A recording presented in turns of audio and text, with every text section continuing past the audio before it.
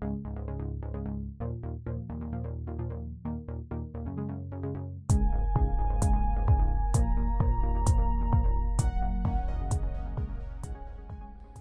first time you encounter a mimic in Dark Souls is marvellous.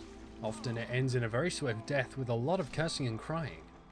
The player might even decide that Dark Souls was being unfair, asking questions like, how could I have known that that was a mimic? And this is a partially valid complaint. On the one hand, these chests have up until this point been filled with goodies and joy.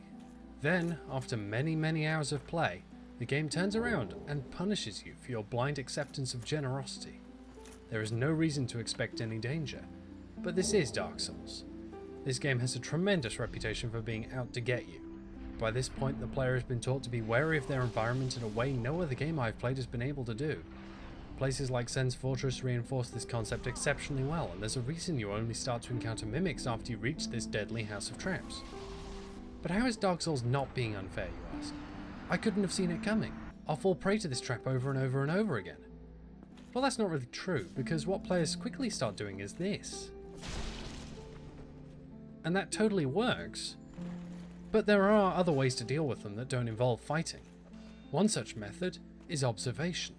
By observing your environment, you could avoid much grief and woe. Look at the subtle coloration distinctions. Mimics are slightly lighter in tone and drier looking. Real chests look like they've been tossed in a lake. Oh, and mimics need to breathe. They open up a little bit. But the most immediate way to determine the difference is to look at the chain. Real chests have chains that curl up, whereas mimics have chains that stick out in front.